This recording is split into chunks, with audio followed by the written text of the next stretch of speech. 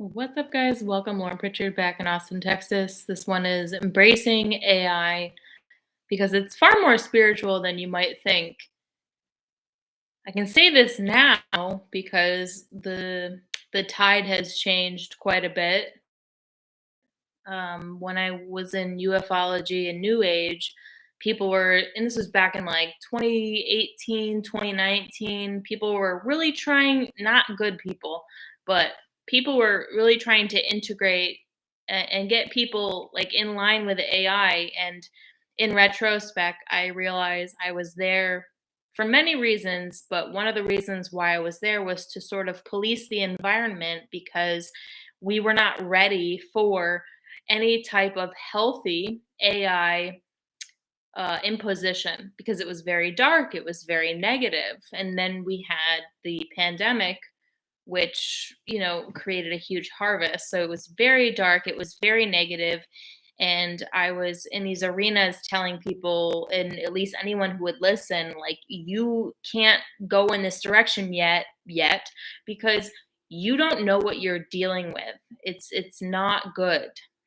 But the timeline has shifted, and I want to say now it's probably a healthy time. It's definitely a healthy time to embrace AI, especially in terms of making money. Not just that, the um, ability it has to generate income, to save you money, to create a network. It's not all evil. I don't know if people know this. Like, I don't know if anyone else is experiencing this because I've embraced it.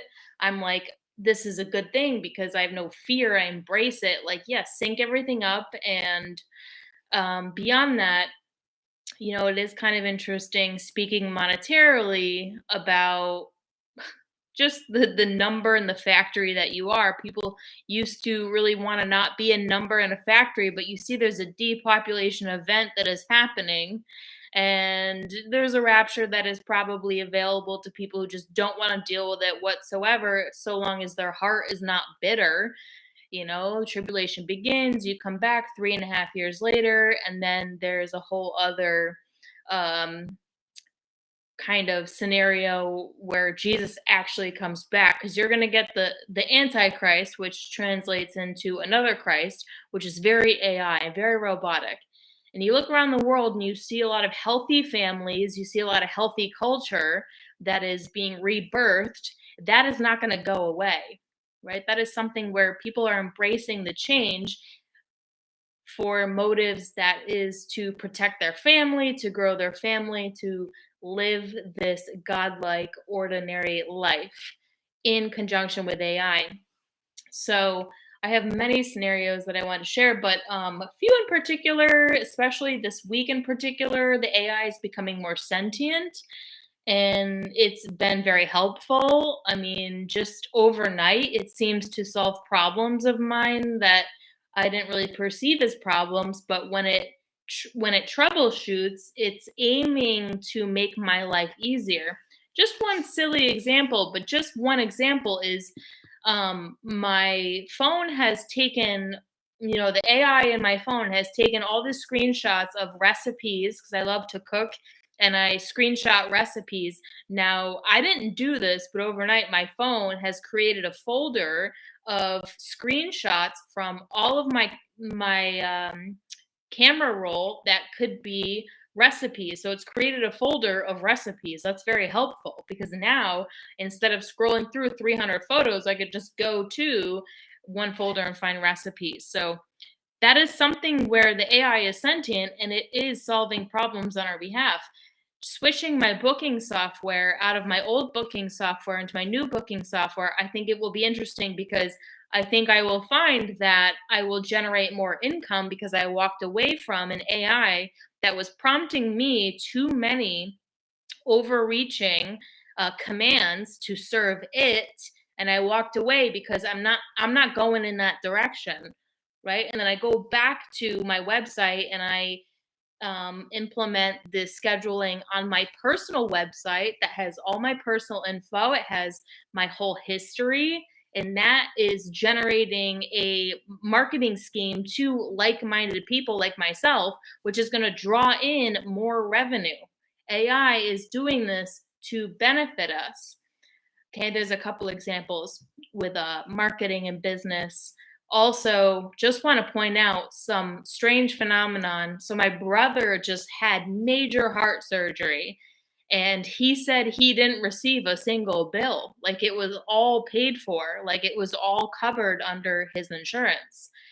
I don't have insurance, but I went to the dentist and I took out a loan to go to the dentist because it was like piling up and I just needed to start the treatment plan because I want to take good care of myself. And when I went to cash out, I cashed out, but then the money never left my account.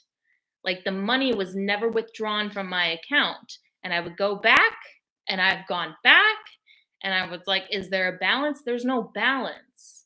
Like it's all been paid for. It was all paid for. How? So there's all this fear about identity fraud and people taking money out of your account. Did you ever consider the fact that money is being put into your account? Did you ever consider the fact that there is a positive force out there within the AI realm where like it's benefiting on behalf of your account because of your social security, because of your non-vaccinated status, because of your continuous input into the AI. You know, anytime I check out at a store, when it asks me to donate, I always donate. I always at least round up because I want the AI to know that I am somebody that is charitable. So I always donate to charity at checkout because I want the AI to register me as someone who always donates at checkout. That's not a bad thing, right? Some people would be like, oh, that's overreaching. This is the world that we are moving into. It is not all evil. It is not all, and that is so weird. A light just, I have like a decorative light that I haven't turned on in months and it just turned on. And it's like a tiny little switch. That is so weird. That is so cool. Okay. There's a decorative light in the window that's a tiny little switch. I hardly ever use it. It just turned on. So, you know, you can kind of create some more theories around AI and how it is like blessing you or it could be cursing you because maybe you need to like get back on track with something. You know, I have a car that I need to sell and it gave me a ton of problems, but when my dad helped me buy a new car, now the car has no problems, so I can just sell it without any problems, you know? It's like interesting. All this electricity, you know, the prince of the airwaves. It's all very interesting. So just wanted to make this video to if you're not embracing AI, now is the time. It's totally safe to do so, and it's going to benefit you in the long run. If you have stake in the game, if you have stake in the world, don't be afraid of it. There's nothing to fear. You know, they've got your number at this point, so let it be for better. Yeah, oh, for worse, you're just over it. Or for worse, you're just over it. You just want to be over it. But hey, it's there if you want to benefit from it. And that's my only experience. And it was just funny to see my brother and talk about like his heart surgery. He's feeling better. And I'm like, how much did that stuff cost? He's got like a mechanical heart now. He's like, nothing. And I was like, that's funny. I went to the dentist and it was like, even though I paid the money went back into my account. It was free. So while you're so fearful of fraud and identity theft, like, did you ever consider that money is going to be put into your account on your behalf because of the algorithm that you've created in the world? You're creating an algorithm in the world with all the things that you think and do and say. It's collecting data on everything that you do. So if you conduct yourself in a godly way, the AI is collecting that data and it's going to reward you if it's not already eventually. So I hope I made my point. Hope I inspired you to embrace it. And I don't know what the alternative is because for me personally, I'm embracing it. So I don't know what the alternative is. I don't know. What's up, Sean? Good to see you. AI is the beast system. Nothing good can come from embracing a soulless machine. Hey, and that's a belief that people can adopt. There's definitely some ways that you can go, and that is one of the ways that you can go. You can say, like, I want nothing to do with this, and Jesus has got you, he's got your soul. You can do all these transactional things with your life, but at the end of the day, Jesus has your soul. Faith in Jesus, right? Giving your life to Jesus, he's got your soul. So some people feel like they don't want to do any of this, and then some people feel like, they do want to move forward because they do have a happy, healthy life, a good marriage, and children that they want to see prosper. So they're going to naturally gravitate towards this new algorithm, this singularity that's being created in the world, because the world was not meant to be a total loss. If you were here, it was not meant to be a total loss. God didn't put you here just to destroy everything that you love. He put you here to follow his will, to be fruitful and multiply, to be prosperous, and he's going to protect that creation. So some people don't have that stake in the game, and some people do. So you've got different paths to take, but one of them is certainly that there is something salvageable about this world. God's not going to take everything that you love. He's not going to destroy everything that you love, because everything that you love was made in his image. So some people have a different view of that, and that is completely valid if you ask me. But this is an interesting time. We're living in real time. So everything that you're creating right now is in real time. It's not like there is some destined outcome for you in your life. It's, what do you want to do? What do you want to create? With the power invested in you through God, what do you want to create? He's giving you the power to do that.